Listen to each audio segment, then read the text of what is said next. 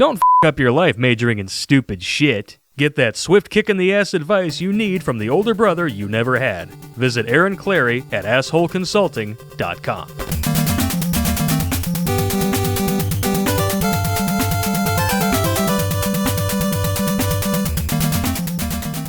Don't be fooled. The shirt's black with good Popp here.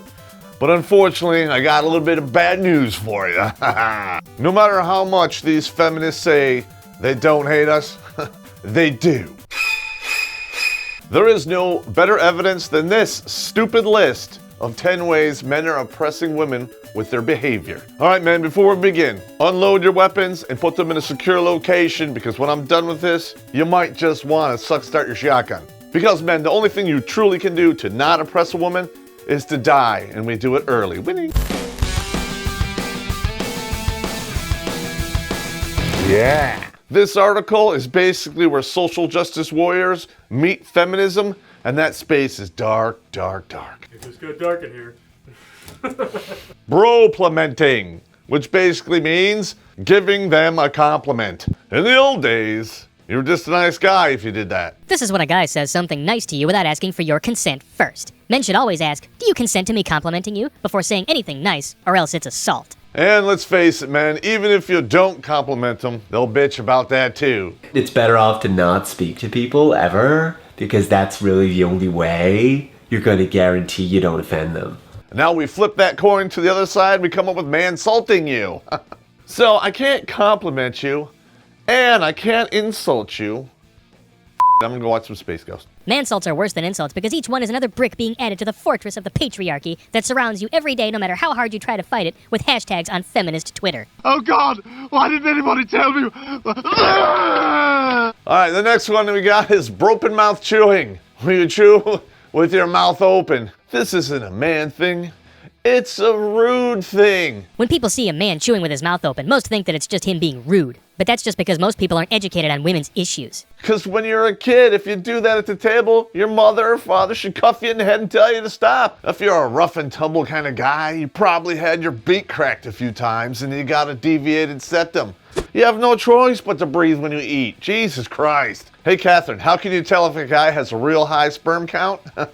Because you have to chew before you swallow. Winning. Social justice scholars realize that feeling the need to display the crushing and grinding of food is actually a sign of dominance over a lesser being that you are consuming. You know you're living in the world of fantasy, like in D&D, when people can be social justice scholars. That's kind of like the class bard. I am only interested in dating vegan men who make sure they have chewed and swallowed all of their food before we return to talking about how many microaggressions there are in the restaurant. It's so romantic. Well, first of all, the vegan man, it's an oxymoron. And this next one, she didn't even have to mess with. Mentoring. You've heard this word before, but unless you're as educated and culturally aware as I am, you probably have never thought about how sexist it is. Why isn't it women-touring, huh? Well, I'll tell you why. It's because we live in a society where people think men are the only ones who can give advice. There's a gaggle of harpy bitches on TV who would disagree with you. And they make millions of dollars doing it, and they are completely stupid. I fight against this by refusing to take advice or direction from men and smearing anyone who tries to offer it in a Jezebel post. I did this with my boss, actually, and guess what? He fired me. Just more proof of sexism in the workplace.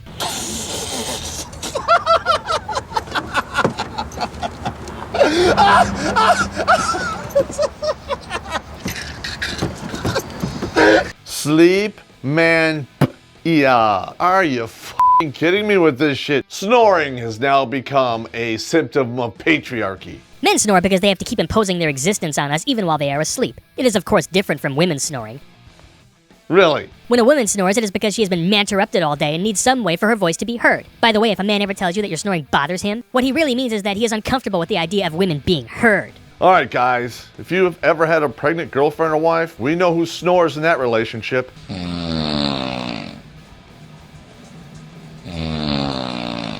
Every night it's like starting a generator. Now allow me to introduce, well, I'm not even saying that's stupid. And again, I apologize, but I have to read it to you phonetically. Man-troduction. If a man introduces you instead of letting you introduce yourself, that's because he wants to control your identity. What? If you are out with a guy and he says, "This is my girlfriend," leave immediately. Sure, he might have just been trying to be respectful, but don't feel bad for him. That would mean he doesn't understand his privilege, and you don't want to be with someone that dumb and out of touch anyway. And while you're fighting against all that shaving and manscaping that they want you to do, why don't you let that kitty litter out, because it's up there getting nasty.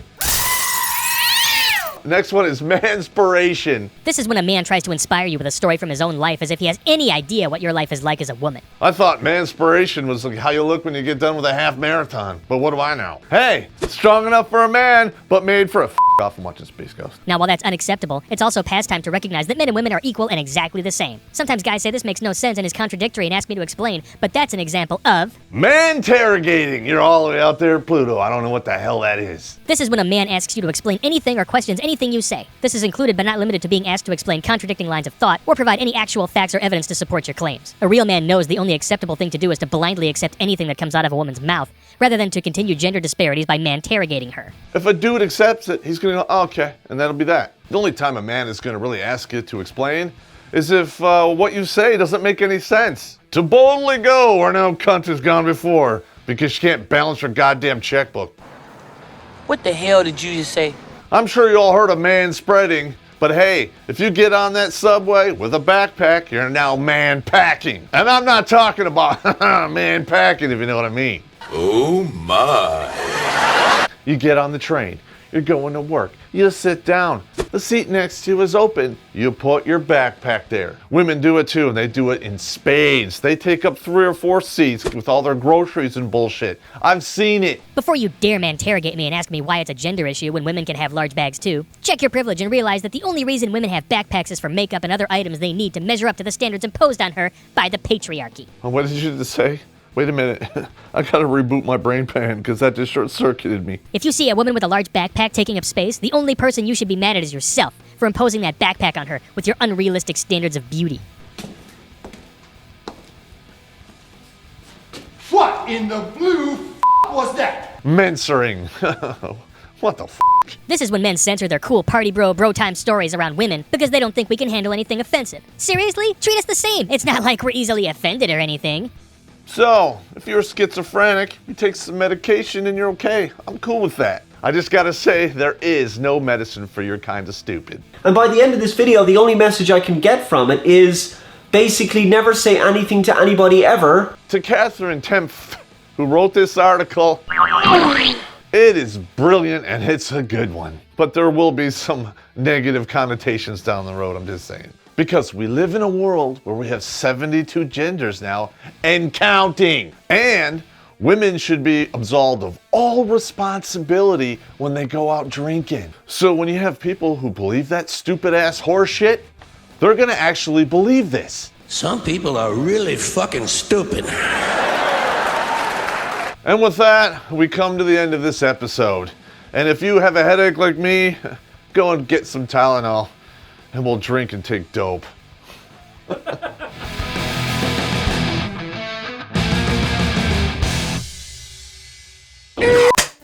Boom! I'm only interested. This is darker than OJ going cave splunking or cutting off his ex-wife's head, just saying. It's so okay, I feel dumb doing this, right? You know what? When you speed your voice, that shit's hilarious. Yeah, not only do you get with for man spreading, but if you have a backpack, you're man packing. Even though, I mean, I've been on the subways in New York, women always have bags and baggages and shit. Yeah. They always take up like 3 or 4 seats. You know, they do their shopping, they get on the subway, they're sitting, and then the seat next to them and their feet has got their groceries. But yeah, that, you know. Yeah.